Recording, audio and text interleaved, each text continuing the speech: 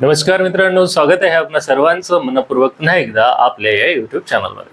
मित्रांनो, आपल्या सर्वांकरिता अतिशय आनंदाची अशी बातमी आहे.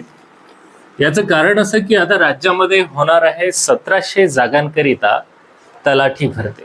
होय मित्रांनो, जर तुम्ही देखील तलाठी भरतीकरिता तयारी करीत असाल तर आपल्या सर्वांकरिता अतिशय आनंदाची बातमी आहे.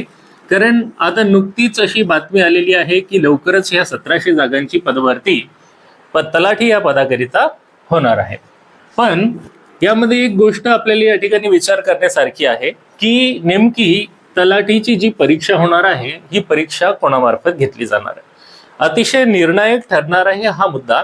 याचं कारण असं की जर परीक्षेची भरती घेणारी जी यंत्रणा आहे ती जर कुठली खाजगी कंपनी आहे, आता यामध्ये असं बोललं जात आहे की तलाठी भरतीची ही जी प्रक्रिया आहे, ही परीक्षा आहे, तर ही परीक्षा एका खाजगी कंपनी मार्फत राबवली जाणार आणि तिलाच याचं जे कॉन्ट्रॅक्ट आहे ते देण्याच्या संदर्भात विचार होत आहे किंवा तलाठी भरती ही खाजगी कंपनी मार्फत राबवली जाण्याची दाट शक्यता या ठिकाणी दिसून येते.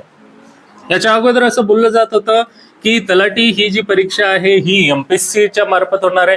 त्यामुळे हजारो नव्हे तर लाखो जे काही विद्यार्थी तलाठी किंवा इतर स्पर्धा परीक्षेची तयारी करीत होते त्यांना एक विश्वास निर्माण झाला होता की आता तरी निदान ही जी परीक्षा पद्धती आहे ही पारदर्शक पद्धतीने होईल.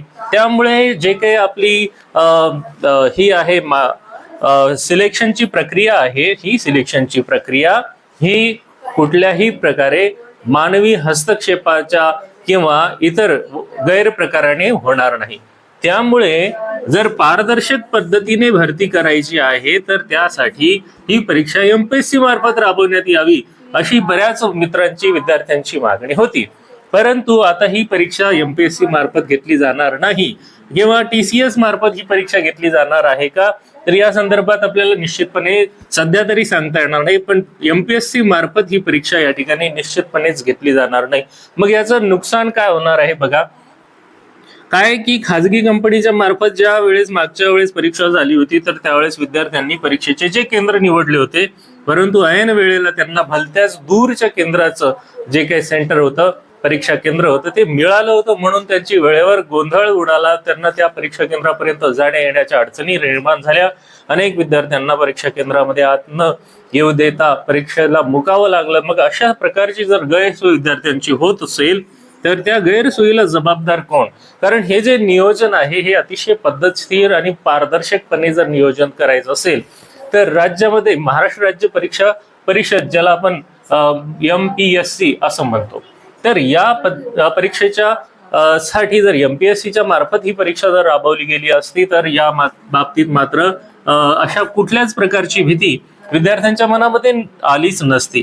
तुम्ही बघा, या ठिकाणी भरतीमध्ये भ्रष्टाचार नको, तर मग ही परीक्षा एमपीएससी कडे का वर्ग केली जात नाही, या संदर्भात देखील मोठ्या प्रमाणात विचारणा होताना दिसून येत आहे. बघा मित्रांनो, तुम्हाला या संदर्भात काय वाटते की ही परीक्षा कोणाच्या मार्फत व्हायला पाहिजे? कारण गेल्या अनेक वर्षांपासून आपण बघत असाल की विद्यार्थी मित्र परीक्षेची तयारी करीत आहेत आणि जागा ज्या आहेत या मोठ्या प्रमाणात रिक्त देखील असून याची भरती कुठल्याच क्षेत्रामधील होताना दिसून येत नाही.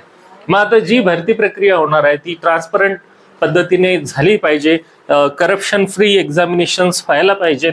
त्यामुळे जे काही कॅपेबल स्टुडंट्स आहेत, होतकरू विद्यार्थी आहेत की जे खरोखरच मेहनत करत आहेत, तर त्यांच्यावर अन्याय होणार नाही, आहे की नाही. तर या संदर्भात जर ही भरती प्रक्रिया एमपीएससी कडे वर्ग केली तर एक ट्रान्सपरंट पदभरतीची प्रक्रिया होण्याची या ठिकाणी आपल्या सर्वांना खात्री निश्चितपणेच असणार आहे.